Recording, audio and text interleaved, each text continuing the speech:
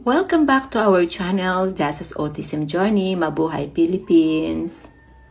Real talk lang tayo. Maraming nagsasabi, disiplinahin mo anak mo. Madali sabihin, pero hindi lahat nakakaintindi kung gaano kaiba ang pagpapalaki ng batang nasa autism spectrum. Hindi po one size fits all. Hindi porket gumana sa ibang bata, gagana rin sa amin. Kahit sa traditional or strict discipline alone, hindi siya effective. Autism is not pagiging matigas ang ulo, hindi pagiging spoiled. Maraming behavior nila galing sa sensory overload, fear, confusion, o hirap silang sabihin ang gusto nila. Kapag pinilit mo, pinapagalitan mo, o pinipressure mo, mas lalo silang nag-shutdown. Mas tumataas ang anxiety at mas lumalala ang meltdowns. Naranasan namin yan. Before, maraming beses sa isang araw ang tantrums ni Jasa. Nakakapagod, nakakaiyak, nakakaubos ng lakas. May moments na feeling mo wala kang ginagawa na tama bilang magulang, pero hindi kami sumuko.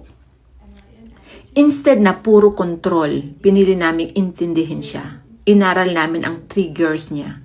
Kung anong nagpapakalma sa kanya, kung anong nagpapasaya sa kanya, at kung saan siya natatakot.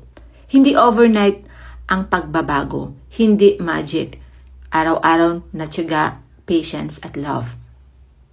Ginawa namin stable routine, attending her needs early, calm voice kahit pagod ka na, gentle directing instead of sigaw. Step-by-step teaching walang pilitan, emotional security, at giving her a happy daily life. Unti-unting may nangyari. Bumaba ang tantrums. Mas naging kalmado siya. Nag-grow ang confidence at communication, nag-improve. At masasabi kong nag-improve kasi ngayon nagsasalita na siya without fear. Hindi man perfect, hindi man clear. Lahat, pero she is trying.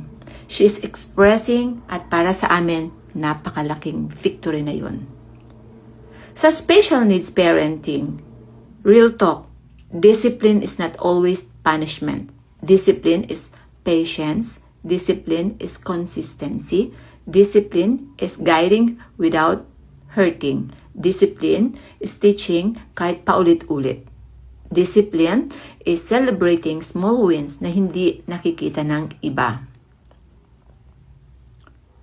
Sa kapwa parents, alam kong mahirap, nakakapagod, minsan feeling mo nag-iisa ka. Pero hindi ka nag-iisa. Huwag i-compare ang anak mo, huwag mawala ng pag-asa. Protect their emotional safety. Alagaan mo rin ang sarili mo dahil sa pagkalmado ang magulang, mas makakatulong sa batang matutong kumalma.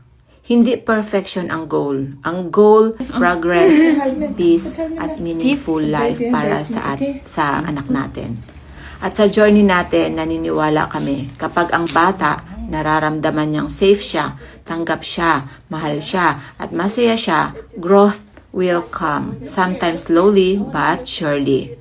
This is the real life with autism. This is Jasa's journey, at tuloy lang kami. One day, one step, one victory at a time.